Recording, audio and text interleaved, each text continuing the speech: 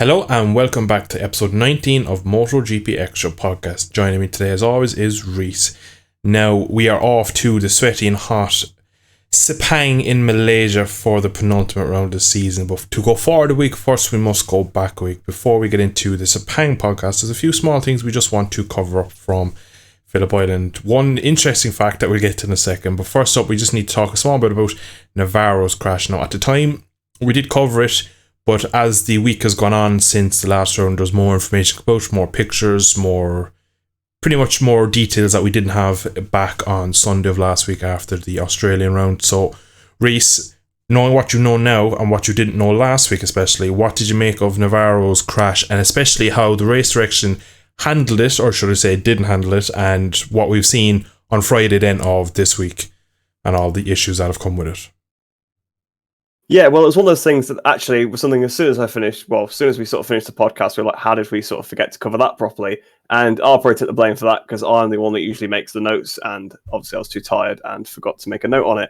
But it was kind of a bit of an innocuous crash, one of those things that you do see happen from time to time. Unfortunately, once again, one of these incidents where one rider crashes, another rider runs over them. But, you see it happen with legs fairly regularly, and you don't tend to think a lot of it. Usually they have a broken leg, or sometimes they get up and absolutely fine. We've seen that plenty of times in the past too. But Navarro, he crashed at the Miller corner, I believe it was, and Simone Corsi ended up running over his leg.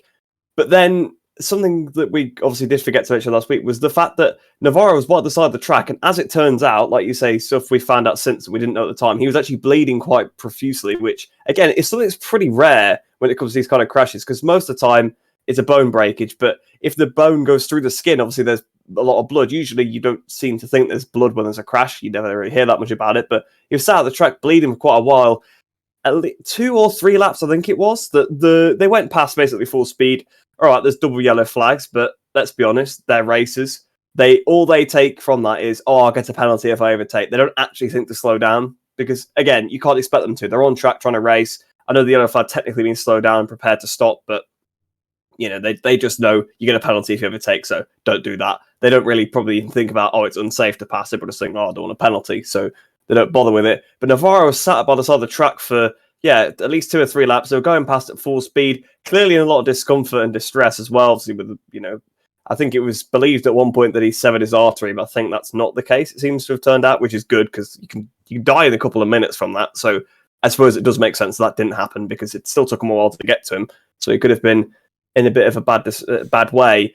But again, just as we've had so many times now, they're just so reluctant to throw any kind of red flag. I guess they just don't want the TV schedules to go out of sync. That seems to be their main motivation behind it. MotoGP's got to be like 2 o'clock on the dot in Europe. I think that's when they always go off every weekend. They want it to be that if possible. And, when you've got a rider sat at the side of the track, he wasn't very far from the track, at a corner where it's very easy to crash, whether you're pushing or not. Like I said, they haven't particularly slowed down. So, yes, there's no overtakes. But to be honest, majority of crashes don't happen during an overtake. They just happen when you're riding round because it's very easy to fall off when you're on the limit like they are. So, very easily, a rider could have crashed, hit Navarro, hit one of the marshals that were attending to him. Really dangerous situation. It continues this trend where it's happened. I mean, it happens with the weather too. Like in not Mandalika, in Thailand, they definitely should have red flagged it earlier than they did. They let them go out in way too dangerous conditions where, fortunately, there was no bad accident, but I believe someone did crash on the straight at one point and, they could have been easily hit, but fortunately there was no incidents like that actually in that race. But it was so invisible in a couple of places. I saw a couple of riders where I was like, it's lucky they didn't get hit. I think Bobier probably a good example because he sort of slid off he was fortunately towards the front of the pack, but if he was more mid-pack, could easily have been clipped. And then it's not MotoGP, but World Superbikes yesterday, we had Mercado sat at the side of the track being attended to for quite a while. 1 or 2 laps again, the riders coming past at full speed. No red flags thrown there. We've seen it other times in the past as well where they've taken too long to throw a red flag. I know, you don't want to throw one too quickly. Give them 3/4 of a lap because maybe the rider's a little bit winded, but then they get up about 30 seconds later and they can walk off. No point red flagging the race when they're actually gone by the time the leaders come around, fair enough. But if they're going to come around while there's still being stuff done, just bring the red flag out. I mean, yeah, okay, if they're just walking away still and they're right near the barrier, you don't need to red flag that, I suppose, because they are heading away. But when there's riders still being attended to by the side of the track, it's not good enough. And again, the stewards just seem to be failing with this. Well, race direction, I suppose, is more in this case rather than stewards, to be fair. But the race direction they need to sort their act out in both championships.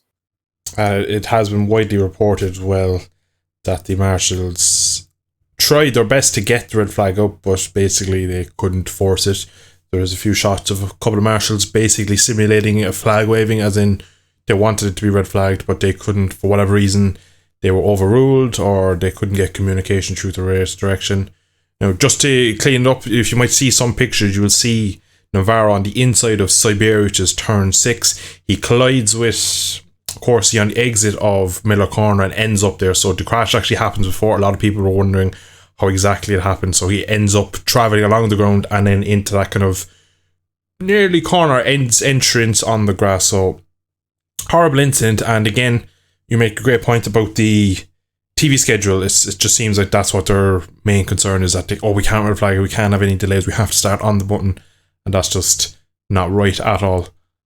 It's just we'd all rather see a red flag maybe be a little bit too lead or too strict, you could say, than be the other way around. We look at red flags in F1 and the safety car, the VSC, they seem a lot more on point. You rarely look in Formula 1 and go, oh, well, geez, that's terrible, they should have done that. Bar, of course, Suzuka, where they had the track down track. That's probably one of the worst things they've done in a long time, but they're usually pretty good compared to the GP and Superbike, as you mentioned, in Argentina. But also, moving on to later in the weekend, at the end of the weekend, we didn't have one track limit warning in any of the races in Phillip Island. Now, it's only a small stat, Rhys threw into the notes. Pretty cool, though, but if you think about it, track limits around there was grass. It kind of gives you the impression that if you had grass instead of AstroTurf, we wouldn't be talking about, oh, well, he touched the paint, or he did that, he did this. So, no, there's another podcast worth of arguing there whether every track should have grass on the outside or should it be AstroTurf paint. But the fact there was no track limit warnings at a track that obviously you can extend that shows that if it's grass, they won't use it. If it's green paint, they'll find a way to just push the limits. But we are now going to move on to Moto 3 in Sepang. We've had some weather all weekend. Temperatures have been through the roof, really humid, riders struggling, teams struggling, commentators are probably struggling in the heat. So we jump into Moto 3 now. It initially broke up to a group of about 6. It was kind of going from 4 to 6 to 8, and then back to 6, then back to 8, until Nepa crashed. To take us through the opening 5 or 6 laps race of the Moto 3 race. Well, I suppose it looked like it was going to be a bit more of an old-style Moto3 race. Obviously, we had a lot of races this season where Guevara in particular has pulled away a bit. We had a bit more of a classic one at Phillip Island with a bit of a bigger lead group. It looked like initially that's how this race was going to start. And then Stefano Nepa crashed at the hairpin. I don't know which quarter number it is. Is it like 10, 11? 9, I think. So 9. Okay. He crashed in the middle of the pack. The pack did so well to avoid him, by the way, especially Yamanaka. I don't know if you haven't seen the how close the avoidance from Yamanaka was, go look on his Twitter because he's posted a video himself of how he threaded the needle between Nepa and his bike. He managed to slip through there because it was just going to be so tight he couldn't get round otherwise. So he just managed to thread the needle, so it's perfect there from Yamanaka. But that broke up the pack quite a lot. That shoved like Guevara back, Foggia back. So for a while, we had a bit of a smaller group, but then slowly that was kind of brought back together. But there was just, your usual, I say usual suspects. Dennis Onchu wasn't there. Munoz was there till he fell off at the same corner a few laps later. We were quite lucky, really, that we didn't have any terrible incidents. It could have been very close with Nepa because there has been deaths at that corner before. I think in the Asia Talent Cup a couple of years ago, I think there was a guy that crashed there and got hit. So, it's a bit of a blind hairpin, so it's a bit treacherous. So Nepa was very lucky to get away with that one. But, of course, that did break up the pack. Then, like I said, Munoz crashed at the same corner later. I don't know if there was... Suzuki also crashed there. So it was a quite chaotic a few laps through that corner because there's quite a few riders going down. And then, obviously, it spread the race out a bit, but as we'll probably come to later, it did eventually start to close up. Yeah, as you mentioned, it slowly came back together. Now, like I said at the start, there was a couple of groups kind of yo-yoing back and forth. At one point, it looked like 4 riders going to make the break. Then there was a 6. with Sepang, I look at Sepang as such a big track that it's so wide that it's probably so hard to get away from someone on such a low power bike, that they're all so close to slipstream on the last back straight and the main straight. I can only imagine how much time they gain by having slipstream there, so it's almost impossible to make a break. But we end up having kind of 6 riders with a group of 2 further back, and then a group again further back than that. And as it slowly came back together, we had some nice racing, but it looked like everyone just was keeping their powder dry. It wasn't such a crazy kind of dive bomb race that we've seen your Mugellos or your Barcelona. It was more of a, I think the temperatures, the track conditions just seemed to bring everyone maybe back a bit in terms of pace. I don't think anyone really was on the limit as much as they would be in other races. I think just overall the temperatures, the humidity, not only the bikes getting hot, the riders getting hot. I'd say it's a terrible sensation to be riding in that sort of condition. But as the race went on, it did slowly break into a group of 6 until we had a big issue, or big moment should I say, from Guevara when he was behind Sasaki. Rhys, run us through exactly what you made of it and what exactly happened at the end of, I think, lap 13, I believe. Well, you've done well to remember the lap number. I believe. I could be wrong. Well, I'll believe you anyway, because I don't have a clue. I would have just said at some point in the race this thing happened. But yeah, obviously, you get this in Moto3. A lot of them, they're all running so close. You don't see incidents like this a lot, but I mean, you get the closeness quite a bit. And it looked like Sasaki probably just missed a gear or something coming out the last corner, because Guevara just suddenly sort of closed right to the back of him on the exit of the corner, hit him. And how he stayed on, I have no idea. Sort of like lost the front, went on the grass. The grass was wet, bear in mind, because it had rained earlier on and it was drying up. And then there's a pit wall right there, so he managed to just keep it up on the grass. Then on there's a little bit of tarmac, so he got to turn a bit more, and then a bit more grass. So that he just managed to keep out the pit wall. And then obviously that was the end of his race, really, because he lost quite a bit of time. And I think it shook him up as well, because he lost a couple of seconds, as you would with that. But then he dropped back a few more seconds later on the lap. So I think he was probably a bit shook up. Perhaps he was still trying to make sure the brake pads were fine. Because, I mean, I know they kind of stopped the knockbacks now, from the tank slappers a little bit. They've got some tech, but it still happens. And with a moment like that with contact, that's definitely a recipe for brake pushback. So perhaps he was being a little bit careful after that. But it was a scary little incident. Fortunately, getting away with it, but I believe it was this track. We've seen people cartwheel up the straight before from contact. So I think in the 250 race back in the day, I think it's like Simoncelli and was it like Barbara or like Toth or somebody like that. I can't remember exactly who the guy that ended up cartwheeling was, but I'm sure that happened in a 250 race at this track a long time ago. So yeah, very, very lucky there for Guevara. Again, I mean, it kind of highlights his skill. I mean, I know there's a bit of luck involved when it comes to this kind of stuff, but you always see the best riders whenever they end up on the grass or whatever.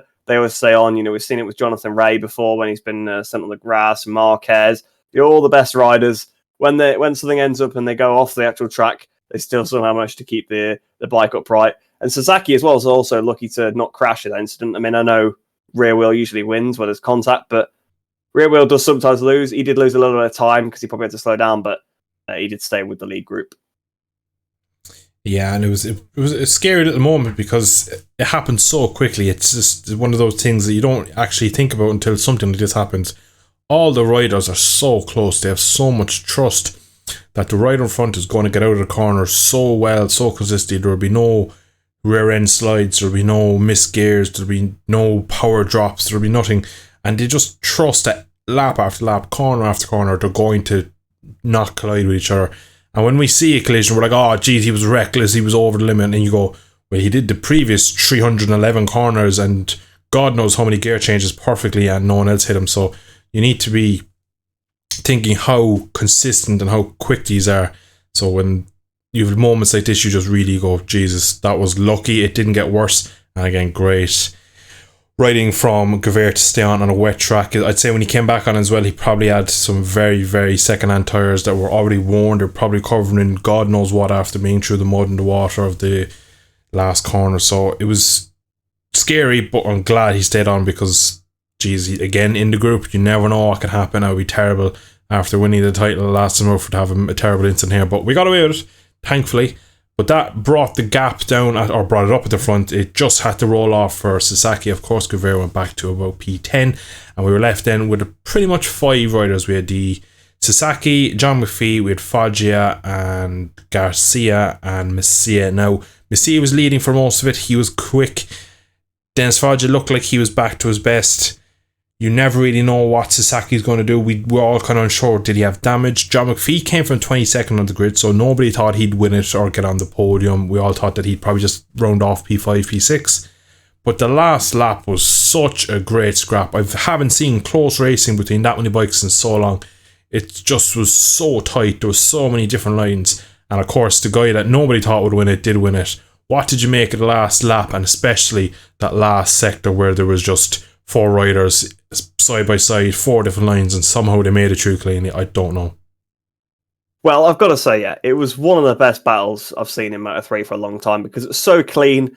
And you kind of expect this because if you look at the riders that are involved in this battle, you McPhee, Sasaki, Foggia, Macias, Garcia. All right, I was going to say they're all very experienced. Garcia's not super experienced, but he's been in Moto3 for a few years.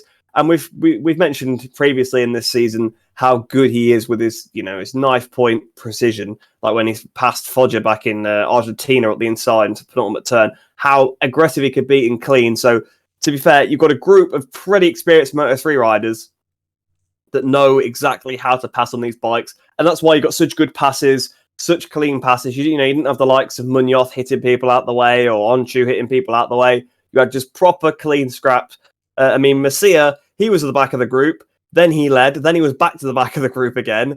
McPhee came up the inside through those penultimate couple of turns. I mean, to be honest, I assume he probably saw what Messia did a few corners before, went up the inside of everybody and thought, right, they all go wide, I'll cut up the inside. Through the penultimate turn, the famous Rossi Marquez corner, as people probably know it as. Up the inside goes McPhee, up into the lead.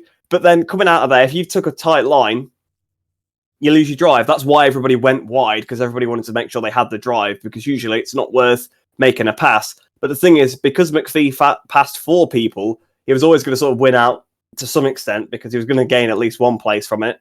But then did some pretty good defending, sort of went really defensive down the straight. Sasaki managed to get past it, but Sasaki just overcooked it into the last corner, and McPhee was able to square him back off. So it was a fantastic last lap from McPhee, and really, it's what you expect from this kind of experienced rider. He's been in Moto3 for pretty much every season it's existed, to be honest. The first season was 2012, and I think he did some wildcard races in that, and he's been a full-time rider ever since in 2013, I believe. So, it's fair to say he's got a bit of an advantage when it comes to experience in this category, but even still, he played it to perfection. He could have passed Messia at turn 4, I believe, but chose against it because he knew it would break them off from the group. And yeah, an old head, probably his penultimate Moto3 race, probably his last Grand Prix win, unless he wins next weekend, because it doesn't look like he's going to stay in this paddock next year. So what a ride. And it is worth mentioning as well, he had a tough weekend. So again, like you said, no one expected him to win. Apparently he's had about 5 brake failures this weekend, something like that. And his crew chief is also the guy that attacked Tom Booth Amos. So that tells you probably a little bit why his performance has not been so good this year, because I don't think the relationship is great. Sounds like they finally changed some stuff that he did suggesting all year, and he wins the race. So, it's just, I just thought I'd get that one out there. But it was a great battle overall, but even better from McPhee because he played it perfectly. Yeah, and it is a nice sign-off, really. It'll be unlikely. Well, we always say that it'll be unlikely he'll win the next one, but you never know. He might finish off his illustrious Moto3 career with a win. But what a tough year he's had, and to be in that position, he's been there a few times this year where he's qualified nowhere, got to the group, and then he crashes, and you're like, oh, not again. And I was watching that race, and Gavin Emmett goes, and John McPhee, 0.9 quicker than anyone on track. And I goes, turn 1, he's going to bin it. And I just was waiting. And then he passes 4 people on the last lap in the one corner, and I goes, whoa, where does this come from? And then the last corner. And he came out of the last corner. I was still kind of going, he's probably going to get beat. He'd probably get dragged out. And in fairness, he managed to just get it to the line. Oh, it was brilliant. It was great to see for John, because he's just had such bad luck this year that you feel like he deserves everyone kind of ran slightly wide. He managed to cut underneath. He didn't get bombed into the last corner. His teammate ran slightly wide. He kind of deserved all these small bits of luck and fortune. And it'll be interesting to see where next year he'll be. Surely he'll be in the super sport paddock next year, I reckon. That's probably where he'll end up. It's more than likely he'll get a seat there. He definitely deserves to stay at a high level of racing. I think he needs a couple of years away from GP paddock though. I just don't think he's ever kind of gelled here, to be honest. So maybe go away to a bit more of a relaxed superbike paddock, get a nice R6, do what Chan Anchu has done, doing what a few others, Tom Booth, Amos has done, and just get some mileage under your belt over there and maybe rebuild your career. And you never know, we might see him on a superbike in 3-4 years time. You never know how it goes. He just needs to get out of this paddock. So in a way, I'm kind of glad that he's hitting the age of it now, because for a couple of years now he's gone from average team to average team, and each time you're like, oh, and then he got the Max Racing one, and you were taught that finally he's got his team. It's like Sam Lowe's and Mark VDS, he has the team now, he's no excuse, and it's just been just like a sham really for him, and it's just not really worked, and he's been mistreated. He's gotten, from what I understand, he has been getting like used parts from Sasaki's side, and they've been causing some mechanical issues, and that's why he's having so many brake failures, breakdowns and all sorts. So it's just a bad situation, and I'm glad for John's sake that we should see him definitely in a Superbike paddock next year at some point. But moving on now, we're going to jump into the intermediate class of Moto 2. Start to the race, as always, is carnage. Turn 2, never more so. Big crash. We all thought for a split second that it was the championship contender of Fernandez, but it actually turned out it was a teammate. It was Sunket Chantra, who just tags the back of Jake Dixon. Unfortunately, he has to sit up.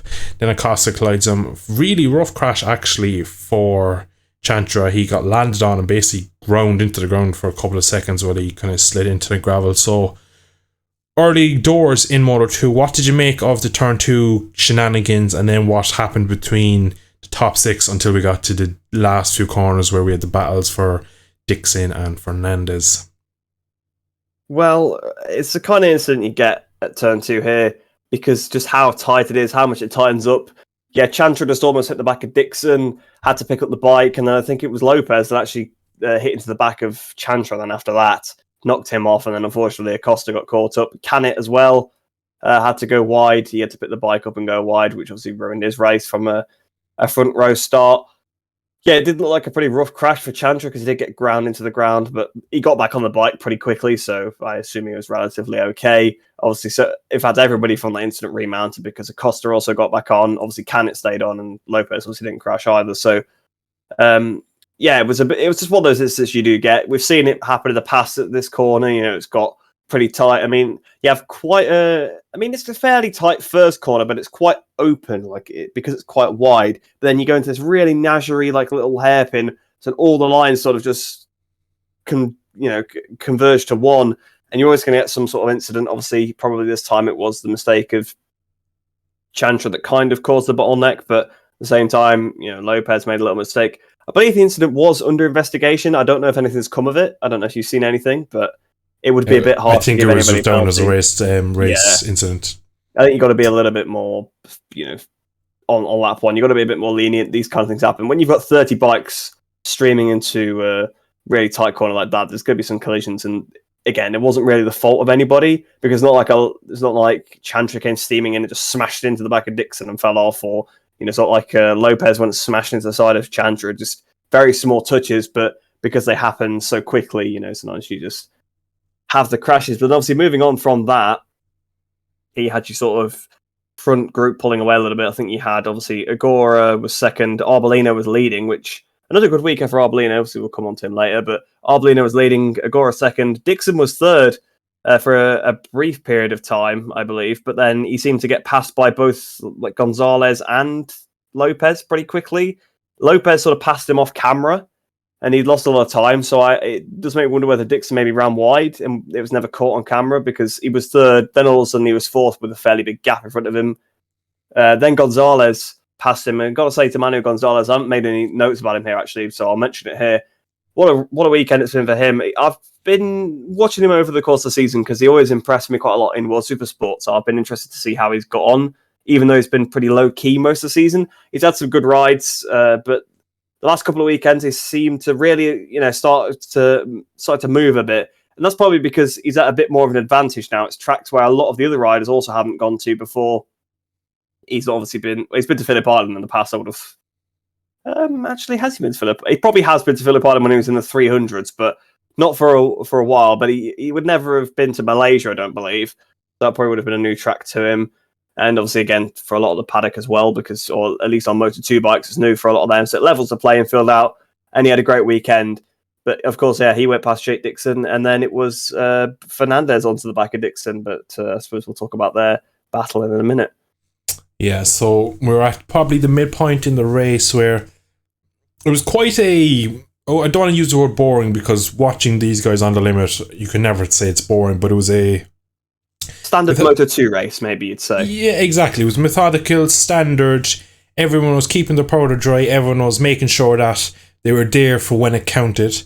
And when we got to the last, maybe we'd say third of the race, then they were just turning the wick up, turning the heat up, and we saw a few riders make mistakes. We saw a few riders flourish, and we had a lovely battle. Quite aggressive, but for the neutral like myself, it was a good battle to watch. Augusto Fernandez, Jake Dixon. Rhys has been getting into arguments on Twitter about it. We'll talk to that later.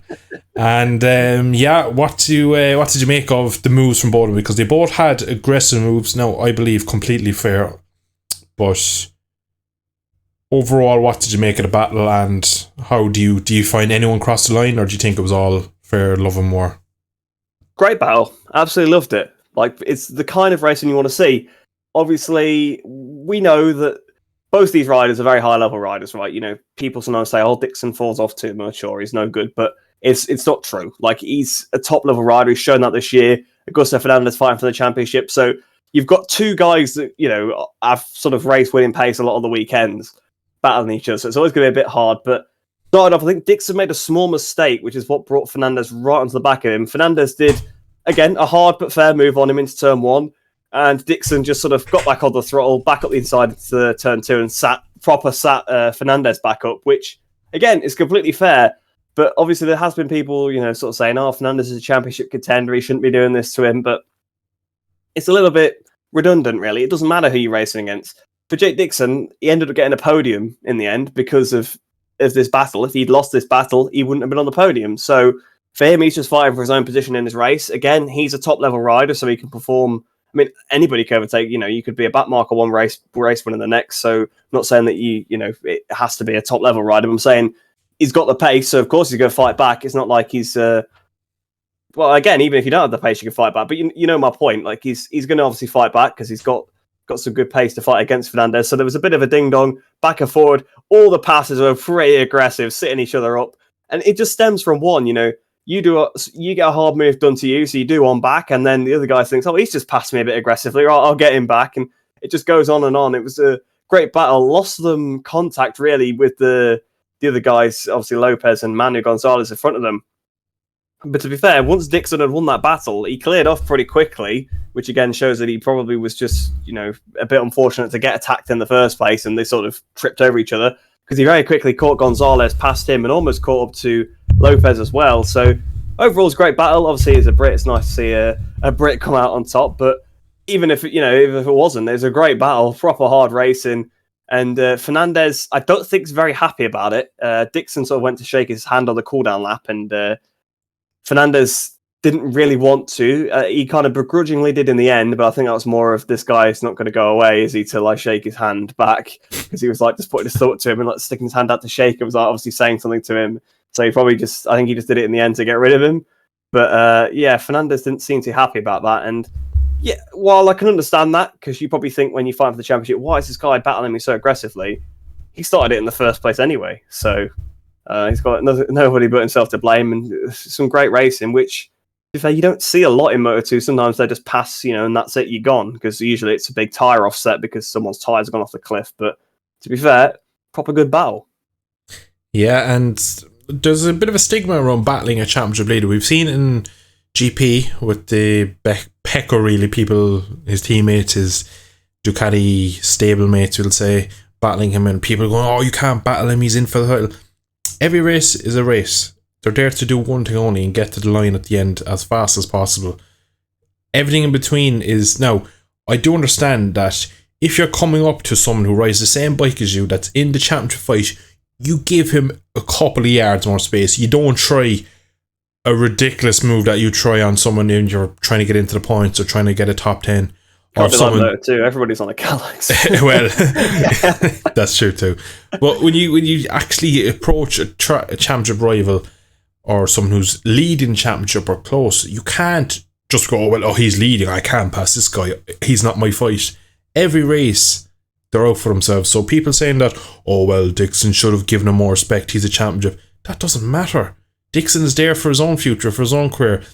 If Dixon, now, whether he would have got the podium on merit, if we'll talk in a minute who crashed, I don't know, because I do believe he did lose a lot of time to Lopez, and in the end he caught Gonzalez like 1.1 on one lap. He caught him over a second and passed him into the last corner. So it looked like Dixon had some serious pace, but all that messing around fighting with him did lose him a bit of time. But they're there to race. There's none of this carry on that, oh, he's a championship leader now, I need to give him more space. You don't aim to take anyone out. The exact same as for when you approach any of the top 3 or 4 in the championship that are battling. You don't go in there thinking, oh, well, I'm going to take this guy out. But at the same time, they have to battle. Their goal is to get to the front. Now, I will say in the last round of the year, when it does actually affect the championship on the race, you might want to be a bit different depending on where your loyalty is and where you're being paid from. But that's a total different situation. That's a one-off, very unique situation. But moving forward now, I'm going to put my hand over my eyes. Agora, I'm not very happy. What was he doing? Rhys, why did he do it? Why did he have to go for it? Why? Well, obviously he felt he could win the race. Unfortunately, he couldn't. He probably could have done if he waited a few more corners, but I think Arbolino was pretty good in that last sort of sector. So I think he wanted to pass him before the last sector, put a little bit of a gap into him, and then try and defend. And he was closing. Like there was a decent enough gap, sort of starting the penultimate lap, and you're like, Arbolino's got this one. Because they'd been kind of going toe-to-toe all race. Obviously, Arbolino had led from the start, like we mentioned before. Agora did catch up to the back of Arbolino, then passed Arbolino, then tried to put a really good lap in to break Arbolino, sort of failed to do that, and then ran wide and lost a load of time. So, obviously, Agora felt that he could beat Arbolino. He felt he was quicker, but unfortunately, he made one mistake there, and then that was it. You thought, that was it over. But then on the sort of the last lap, he put a good lap in because he caught right up to him, and he was definitely within range to make a pass, maybe a couple of corners later, but he was a little bit too far away to pass into the corner that he tried, and he sent it anyway because we were kind of cutting between sort of Dixon sort of passing, Fernandez trying to pass Manu Gonzalez. Dixon was a little bit up the road trying to catch Lopez at this point, of course, and then that lead battle. So it kind of kept swapping. One was on the small screen, one was on the big screen, and then it sort of cut to Agora's up the inside, absolutely sliding the rear in, and then he just tucks the front because he's too wide, and down he goes. I guess he was just trying to make it stick. I mean, really, they had such a big lead. They had about 7 seconds of lead. He probably should have realised once he was running wide that he should have just picked the bike up. Even if that meant going on the grass, you're still going to finish second place because you've got such a big lead. So, it was clumsy. It's an unlike I error, really. I think we were saying coming into this that he's got the cool head and he's got the experience around Sepang and the Asia Talent Cup, and he's raced in these places before in the Asia Talent Cup, so he knows greasy tracks. He's going to have an advantage over Fernandez, and that was certainly true because he's on pole position. He was fighting for the race win, whereas Fernandez was battling with Jake Dixon a bit further down the order for most of the race. He went for the pass. Wasn't really on. He was a bit too far away. And unfortunately, he didn't really abort. He tried to get a bit greedy and stick it down, and greasy track, lost the front. And that was a pretty big error because he'd have had a pretty big championship lead. Like going into the last round, it would have been pretty healthy.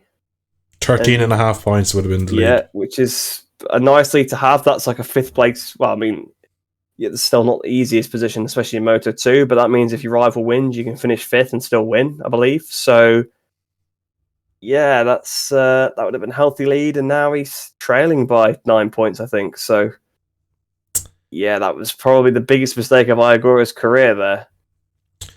Yeah, pretty nail on the head there with the biggest mistake. I've never seen him make any mistake of any magnitude that badly. It was so overzealous, it was so miscalculated, it was rash, it was no need for it. Now, of course, it's very easy for me to say it when I'm watching the TV and every couple of seconds they flash up, oh, he's 13.5 points ahead now. He'll only need to finish this place in this plough to get here and get that. It's all been given to me by the algorithm on the TV, whereas he's riding the bike in God knows what temperatures over there. So maybe a bit of heat stroke or something. I'm kind of fetching at straws here because I don't know what it caused it. It was such an uncharacteristic mistake from Iagora, and he's now 9.5 points down the championship. I genuinely don't know if he can do that in one race. Like, if he went in 13.5 points ahead, I would have bet the mortgage on he would have won the world title. I would have been fairly sure that he would have just been able to do enough, regardless of what Fernandez's pace was like. He would have been able to kind of come home ahead of the Canis, the Dixons, maybe follow a Lopez home, and then get a podium championship done. Whereas now he needs to go on the attack, and we're going to Spain, Augusto in Spain. It's going to be tough. Like, that's such a lot of points, and you think, all right, 25 for win, 20 for second, that's 5 points. So if Iagora wins it, 25 points, Augusto needs third. But if he finishes like if Iagora finishes fourth, then it starts to get like 2 points between each position. So then he'd like need to be hardly like 10th to make up that sort of margin of points. So it really, it's kind of forcing Iagora to have to win now in Valencia, and he'll need Augusto to have another one of these mediocre weekends where he's P6, P5 to guarantee it. So honestly now, I think, to be honest, bar a mistake from either of them, it's Augusto's now at this point, which is a shame because over the whole year, Iagora, in my opinion, has been quicker, more consistent, and deserved it more. But this was the mistakes of all mistakes to end the championship, and it's probably 75%, 25% now to Fernandez in his favour. So really, really disappointing and just not needed. I don't know what he was thinking. He's so calm. I'd never put it down to him to make that sort of mistake, and here we are. But we are going to move on now from poor little Iagora's mistake to someone who had a brilliant race, won his third race of the season. The Italian outperforming his much more experienced British teammate of Sam Lowes. That is Tony Arbolino.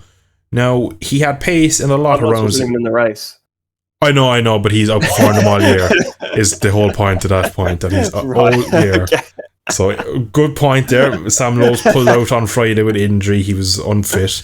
But my point was he outperformed him all year long. He's ahead of them in the championship. So, thanks for pointing that out, Rhys. We're glad to get on the same page there. But what did you make of Tony Arbolino's overall race pace today and his kind of a season, really? Because we've probably not given him as much time on the podcast this year. We've only talked about him in maybe Mugello when he took his teammate out, and a few other times when he won. But he's had a really good year this year on a competitive Calyx.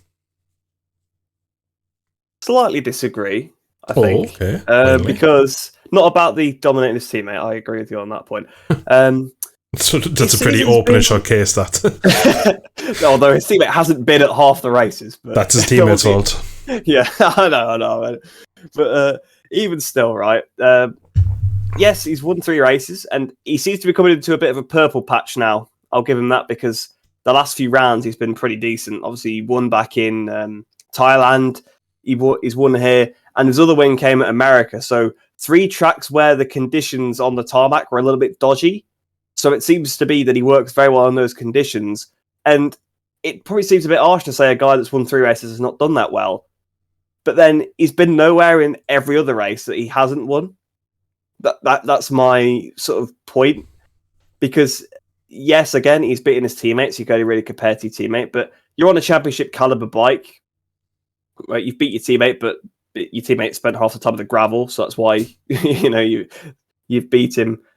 That bike can win championships, and yeah, as good it is to win 3 races, and I know it's only his second season, I still think he's been a little bit disappointing because of the weekends where he's been nowhere, if that makes any sense. He's had some fantastic weekends where it's like oh yeah, he's going to be good next year, and I believe he will be. I believe he will be right up there. But for me, I've been a bit disappointed with the weekends where, he's been nowhere, like absolutely nowhere. As he's seen him come through Q1 a few times, I think, as well. Obviously, like you do mention Magello, I mean, that was a bit of a poor weekend for him. Just he started off all right, then he knocked his teammate off, and then he sort of struggled for pace anyway. So it was a little bit silly again. That's another thing that's a bit disappointing. It's like, that was really unnecessary, especially against your own teammate.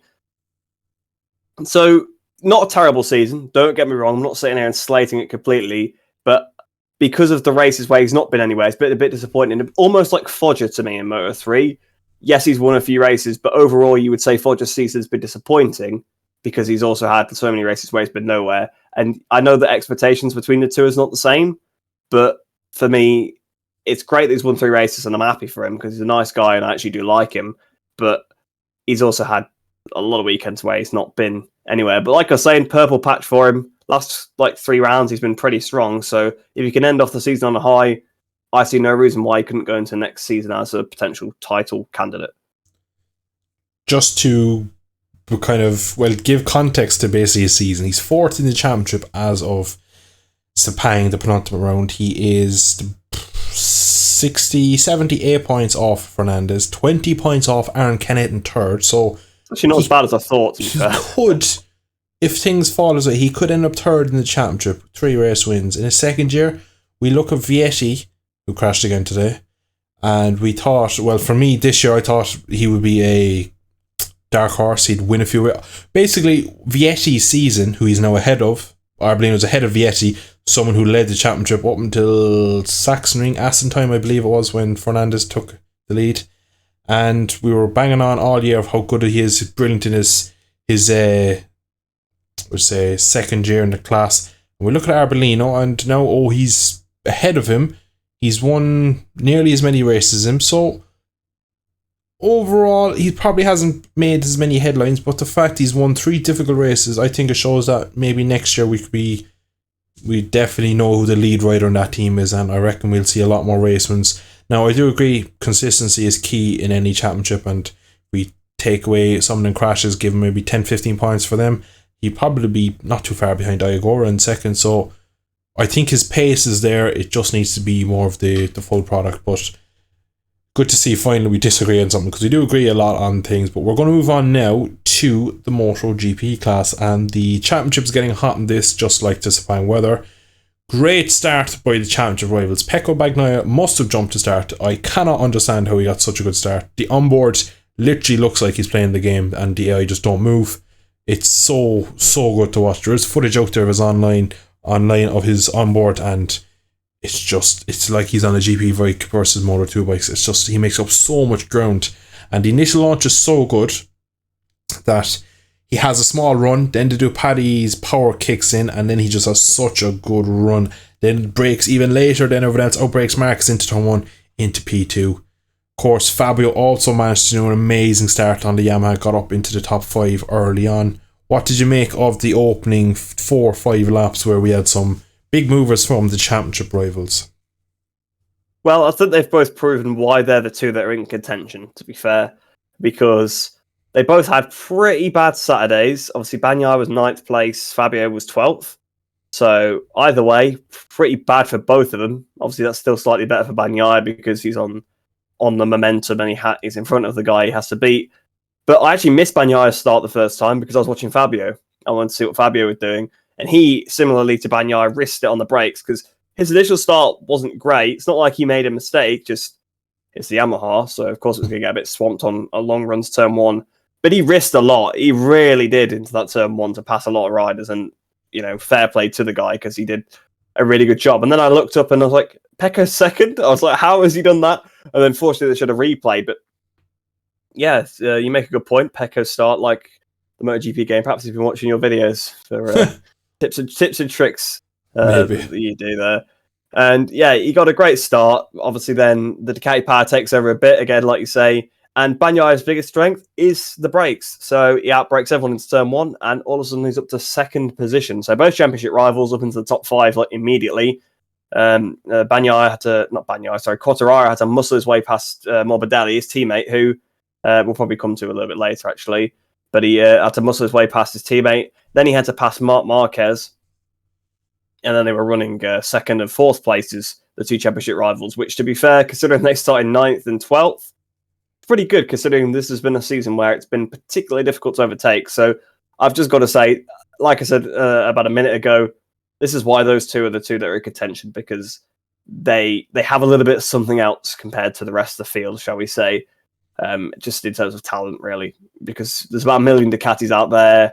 There's 4 Yamahas that are usually at the back of the field. So again, I mean, I'm not saying that how much they have over their respective manufacturers is equal, don't get me wrong, but I'm just saying that either way, out of the manufacturers, you can see why they're the top two, and just their race starts alone, and that doesn't even start to cover the rest of the race.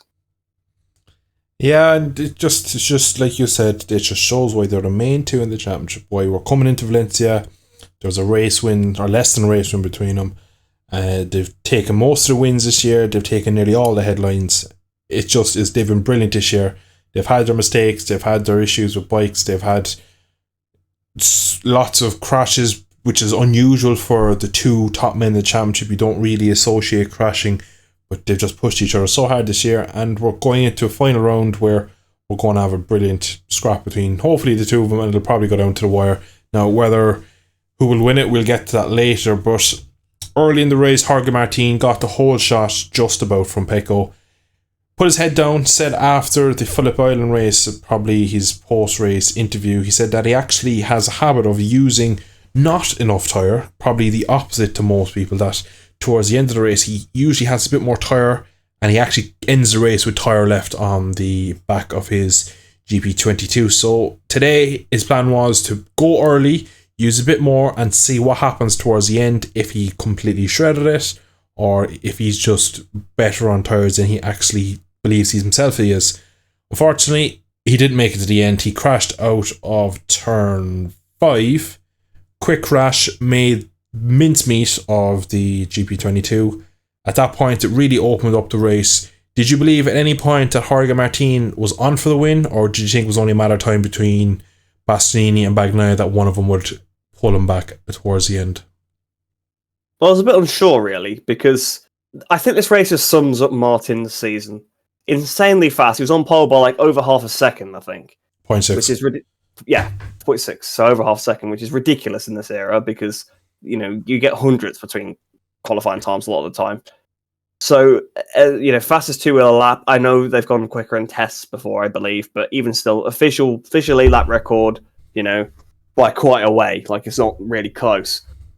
And then he crashes in the race, and that just perfectly sums up his season. He's been insanely fast, but he's just made mistakes in the race, and we didn't see that so much last year. He was so good last year, and I think he just doesn't get on with this GP22. Let's not forget, he's not on the same bike as Bagnaia. Him and Zarco are on a different bike to Bagnaia and Miller. They have a different engine in the back. So, well, in the middle, roughly, I suppose. So, I'd be a bit interested if the engine's on the back. If the engine's in the back, I can understand why he's had a rough year. Yeah, in the middle of the bike, the engine is slightly different, so perhaps there's a little bit in it with that. But yeah, I wasn't sure exactly, because, of course, he said he didn't use enough tyre in Phillip Island, which seems like a weird thing for me to hear, because, okay, everyone was taking it easy at the start, but then surely you ride to the amount of grip you've got. So if you've got a ton of grip left at the end, you'd still be quicker. I don't know exactly. Maybe because the others still had enough grip, but I feel like you've got almost like a fresh tyre compared to other people. You should still be quicker, but either way, that's irrelevant. So I wasn't sure whether his new tactic was going to work. I was intrigued to find out. Unfortunately, he kind of reverted to Jorge Martin 2022 mode and just dropped it, which is a shame. And that's why he's not got the factory Ducati seat, because Bastianini didn't crash today, or in most of the other races, to be fair. He's crashed in a couple, but I assume the repair bill will be pretty interesting to compare between those two riders. But Martin, again, like I said, just sums up his season. Really fast, but then crashes. And I'm hoping that he could tune this out next year, because, like I said, he hasn't particularly done that. He didn't particularly do that last year, even though he had the big crash. But the poor guy, he's a little bit Pedrosa-like for me. He's so little. Whenever he crashes, he does get hurt. Fortunately, it seems like he's not this time, but he just needs to be careful. And he always seems to fall off in the most unopportune times. And I hope he could improve next year. I hope that this isn't, get to him too much, and hopefully he just resets over the winter, because he's insanely fast, like we see. He just needs to try and find that consistency that he once had. Yeah, and I actually got a bit of slack back when the Ducati second seat was up, when Jack Miller was kind of confirmed that he was leaving, and I was always leaning left with Jorge Martin, and I got a bit of slack about it, saying that, well, kind of after that Bastianini had been announced, and after Jorge Martin had another crash and Bastianini had won, and then people were kind of going to me, well, do you still think Martin deserves it more? And I was at times like, no, well, on current basis, no, on this season, on the current bikes, Bastianini's done a lot more this year, and I would expect him to be a pain in everyone's ass next year. He's going to be so quick. If he gets some sort of stability in qualifying, which he might do in a factory team, he's going to be so hard to beat in so many races next year. Never mind Pecco trying to beat him. Fabio, no matter how good that Yamaha is next year, I was going to say the Suzuki riders, but they'll be on the job seekers allowance, and of course the other Hondas are going to be trying to read data from markets and understand how they're going faster. So next year you could really stake a claim that Bastianini might go in. I kind of look at this year the same as last year, where regardless if Fabio or Pecco wins the championship, last year Fabio won it, but everyone was like, oh, but Pecco next year is going to absolutely Marc Marquez 2019, Rossi 2005, completely dominate the year, no question, game over, we shouldn't even turn up, he's going to win. And now it looks like he is going to win, but nowhere near as dominant as we expected when he was 91 points down after Sachsenring. So I have a feeling it could be, maybe a lot of people could be tipping Bastianini next year. We could be going, well, he's beaten him this year on the satellite bike. He looks like a couple of times this year. I reckon he could have beat him today. I reckon he could have beat him in Misano, but a couple of times where he kind of just held out. No, he did beat him in Aragon, which is good to see that he wasn't just following him home in every race. But next year is going to be so interesting, and of course we'll have Marquez back. But we're going to jump back now to Sepang, of course, before we get too far ahead of ourselves. And a shout out to one of my favourite riders on the grid. He's had a torrential downpour of bad luck this year, between coming back from injury, having a poor Yamaha underneath him, and just not having any form. The poor boy even shaved his beautiful long locks off. Frankie Morbidelli, shout out to him this weekend. What did you make of his weekend, and what have you made of him since kind of Silverstone time? I've always keep my eye on him, because I'm a big fan of Frankie. But do you think he's kind of getting an understanding how to go quicker on this bike, or is it just he's coming to a couple of tracks that suit him better, and that's why his results of late have improved? I'm not sure, to be honest, because we've come to tracks where he should have done well, like Misano, if you're saying that's tracks he knows and that he should suit, and he was still nowhere there. So I think he is turning a corner now. I think he did say after the summer break, he's going to stop trying to change the bike towards him. He's going to start changing himself towards the bike, which, yeah, when there's another guy already winning on it, is usually the way to go, because they're not going to change the development when they're not the lead rider. So that's positive signs to hear. And yeah, the first time I really noticed that he was doing decently was probably back in Chang. Really, obviously he managed to beat Quattararo in that race, even though it was wet conditions. But he looked pretty good most of the weekend. I think he was looking okay, he's looked okay in a few sessions the second half of the season, which is a bit more like his second half of the season last year. Obviously, he had the injury, he came back from it, and yeah, all right, he wasn't performing in the races, but you'd see him pop up in an FP2, right up there, probably in front of Quattararo or something like that. But then he wouldn't put it together and qualify on the race. And then this year, he's not been good in any session, virtually. He's been pretty abysmal the whole time. I don't think that's unfair to say. But then, yeah, the second half of the season, he's been there. But a couple of weekends where he's perhaps been up there in FP4, but then hasn't managed to qualify. And this weekend, he managed to qualify. He managed to qualify well. Unfortunately, he got in loads of people's way previously, so had a double long lap penalty to serve. So that was a shame. It really was a shame, because he clearly had good pace this weekend. Now, don't get me wrong. Yes, he outqualified Quattararo. Yes, he beat him in a few free practice sessions. But no, he didn't have Quattararo's pace this weekend. That was seen, in the race by how much he was behind him at the end. Yes, sure, he had his double long laps, but he was a lot more than 6 seconds behind at the end. Let's put it that way. So Definitely a corner turned, because double long lap to 10th place, when 10th place would be like his best result anyway. I know he has finished higher than that in some races, but in a normal dry race where there's no weird conditions, it's probably about his best finish. And he had a double long lap on top of that. I think he's definitely turned a corner. We'll have to see how he gets on in Valencia, because he had an okay weekend there last year, although he did get beat by Rossi, so maybe not as okay as it sounds. But Rossi was actually pretty on it that weekend. I think he just put the last little bit of effort he could into that weekend. So we'll have to see how Morbidelli gets on. I wanted to give him a shout out because I think he's actually done pretty well this weekend. Aside from getting in people's way, he did a pretty good job. And also, how did he get a penalty for that on Maylasian Spargaro? In what was that a penalty? Because I'm pretty sure that's more of a penalty than Nakagami got for taking out half the grid. Catalunya. I know it wasn't half the grid, but and that's and that's an equivalent penalty to what Alex Marquez got for sending Jack Miller to the Shadow Realm from about 500 meters behind at the last round. Whereas Morbidelli made an aggressive pass, but the other guy didn't even go offline. So I don't know. Again, I think that's Malaysia was a championship contender. I think that's why he got the penalty. To be honest, if there's anybody else, he wouldn't have done. I mean, Malaysia got along that penalty in Chang for completely ramming Binder off the track, which is a much more egregious thing to do. Fabio got along that penalty for knocking Malaysia into the gravel, but apparently you touch someone and they don't even go offline. That's also a penalty on the last lap of a race. Yeah, I don't know. But yeah, enough about that. I think overall, good weekend for Morbidelli, to be fair. And hopefully he can build on it. And hopefully he can actually be up there a bit next year, because otherwise it's just a waste of a seat, isn't it? Because if he continues like he has this year, then I know they're trying to honour the contract, but they really could have got somebody better if he performs like this again. We'll start off with the incident in the penultimate corner. Two lines merging into one, and but I've only seen it now. I must say I've only seen it from the gyrocam of Alesia's bike. It looks like Frankie slightly understeers, maybe has a moment on the front, has to pick it up and just slightly drifts into his lane now with the contact, because they're going so quick. It looks quite bad. It's borderline whether it's a penalty or not.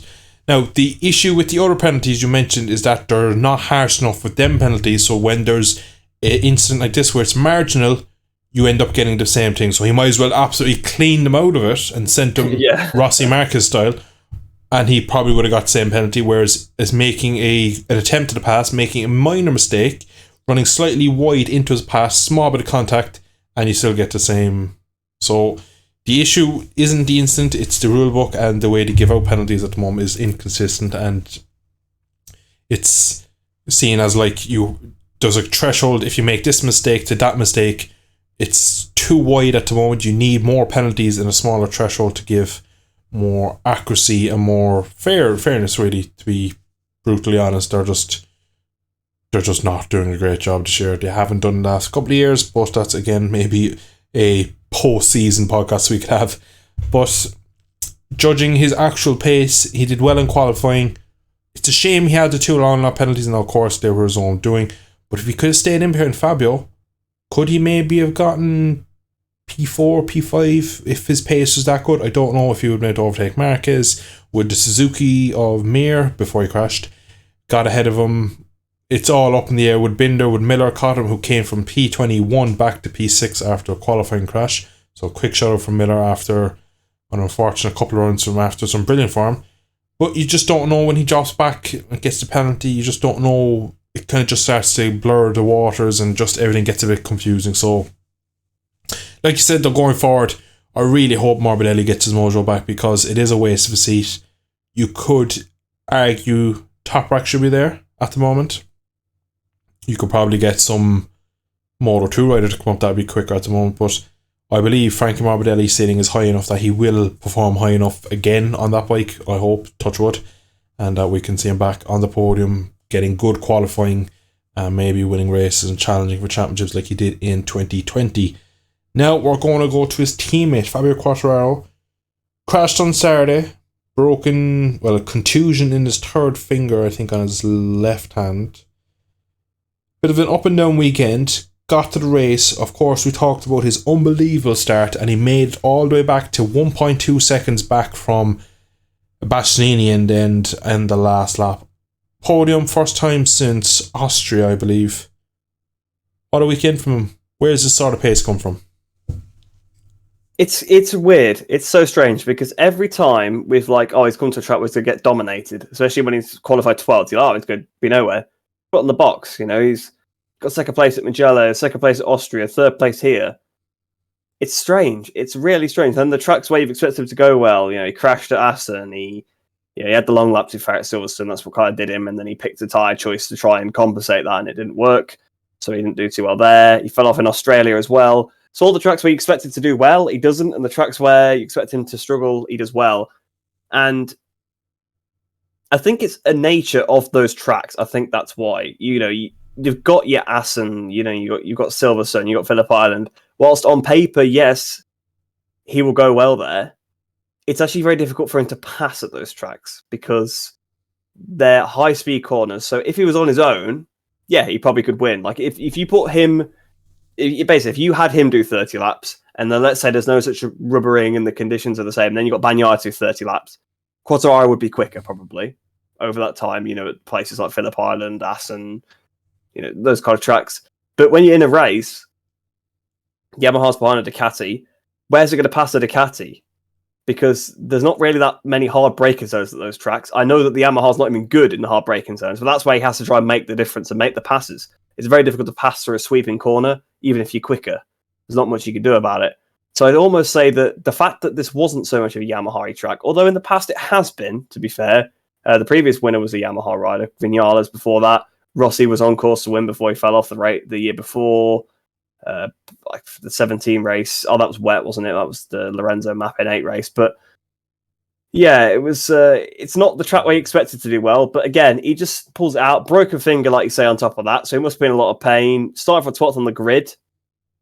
In this era, it's impossible to do races like that. You've seen the odd one. I mean, I still remember Rins at Portimao and he's around the outside of everybody like that. It was unbelievable. But you get the odd race like this where they do come through from the back, but I'm just so impressed with him. The guy, he's overriding the bike clearly, but it's almost like because the expectation for him to do well is not there at this track, it doesn't overwhelm him. I feel like whilst, yes, his mistakes are a consequence of the bike, for example, in Phillip Island, he made a mistake on the brakes to the Honda hairpin trying to make up time, and then he had to try and make up more time, so he was pushing through another corner where there's high speed and fell off. But I feel like if he knew that he wasn't going to do too well at those circuits, he probably wouldn't stress so much about it. But if he knows... he's been coming into a weekend, everybody's saying, oh, you're going to win at Phillip Island, and then he's now 20th. He's going to crash trying to get back up into the lead. And I know he's not going to know, he's not going to get up there, but, it's that extra pressure. But he comes to a track where he's not leading the championship anymore. He has nothing to lose. He knows he can just push 100% and do all he can. And he doesn't get stuck behind people. He managed to get into cleanish air. And you know what? He didn't overheat his front and fall off. So, fair play to Fabio, because again, dragging that dog up to a position it shouldn't be in. Well, yeah, Morbidelli was a bit stronger. Perhaps the Yamaha was a little bit better at this track than people expected. But even still, no one had him down as a podium threat, that's for sure, especially after Saturday. Yeah, he really came out fighting, and he did say before the weekend that the pressure's off me, I'm going to just go full attack mode. And maybe that's what we saw today, just absolutely 100% for 20 laps. And that is his limit, and in fairness, he did a brilliant race today. Is it enough to bring it to Valencia? Yes. Is it enough to win it? We'll get to that in a minute, but we're going to move on now to the Bastianini-Bagnaia scrap.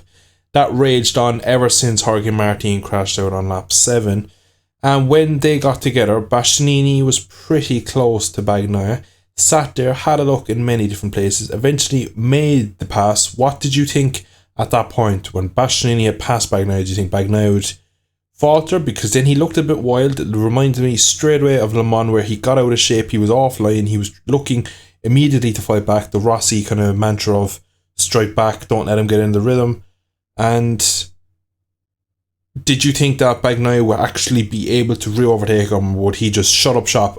P2 it is, 20 points, see you in Valencia. Well, my first thought was the same as yours. I thought exactly this is Le Mans again, because he did the same thing, got overtaken, he started running wide, making mistakes. I mean, there was the double rights where all three championship contenders crashed this weekend. Obviously, Aleix, Bagnaia and Quartararo, where Quartararo broke his finger. There's bumps there. And on one lap when he'd just been overtaken, don't know if it was a lap he had been overtaken or whether it was the next one, he went in there with a little bit too much speed. I thought he's going to fold the front here because he was still trying to pull it down. Now, he ran a little bit wide through the first part, which saved him. But if he tried to carry that speed all the way through the second, I have no doubt he would have crashed. No doubt at all. So, good job for him. He did run a bit wide. Perhaps he thought better of it. Thought, right, I better pick up here instead of trying to carry the speed through this corner because I'll crash. But yeah, I didn't think he'd get back in front at all because usually when Bastianini overtakes, that's it, Bastianini's overtaken. But I think this did happen at Aragon as well. Bastianini tried to lead, ran a bit wide. Now, that, of course, that's not Bagnaia retaking the position. That's obviously Bastianini making a mistake, but it's still similar. And I've got to say, yeah, I didn't expect him to re-overtake him at all. I thought that was it. I thought he was going to make mistakes. I thought he was going to crash, like I said. But to be fair, Bagnaia got back in front of him. And then, obviously they had the tense last lap. It showed all the Ducati boards. Gigi was walking up and down between Grassini and his team. And, he was obviously trying to, be like, don't do anything stupid. And it came down to that last lap. Bastianini just closed in on Bagnaia because Bagnaia had a bit of a gap before that, to be fair. And it was like Misano all over again. He tried to close it to the back and he just overcooked it on the brakes. Actually, similar to, the same corner Igor did out, not similar to because he didn't absolutely send it. Would have been interesting to see what happened if he had have done that. I don't think the Ducati would have been too happy with him. But yeah, he ran a bit wide and that was it, out of range because really he was setting up the same move that Morbidelli later did in the lap to Aleix up the inside and what McPhee had also done in the Moto3 race up the inside through the penultimate turn. Because throughout the race, he had yards of Bagnaia there. He would have 100% pulled that pass off if he'd been close enough to do it. But unfortunately, he made a mistake, so it did rob us a little bit of a grandstand finish. But I have no doubt if, back to the whole Misano thing and this track, I am not one of those people that believes he sat behind him. I believe he did put 100% on the line there, and he genuinely made a mistake, like he did at Rio. The Rio corner at Misano, he ran wide there. He did the same thing at the hairpin here. When you're trying to catch Bagnaia, you've got to brake as late as possible. And if you brake even a meter later in modern day MotoGP, you're going to go like 5 meters wide. So I think the people that say that don't understand how precise it is to ride a MotoGP bike. You've got to be like millimeter precise, not even centimeter. If you brake by like I said, a meter. Think about how fast they're going, how little time passes, when they go through a meter. So I believe 100% he put it on the line. Now, I also believe if that had not been another Ducati, or if it had at least not been Bagnaia, would he have probably still tried it? Probably. He probably would have still sent it into that penultimate turn because he was kind of within range. Or perhaps he would have switched to the inside in the hairpin and tried to dive at the inside, or done something really overly aggressive, which you would do on a last lap. But I think there is that self-preservation in mind. Same with Misano. He could have sent it into the last corner, but chose not to do so on Bagnaia because it would have been a reckless thing to do.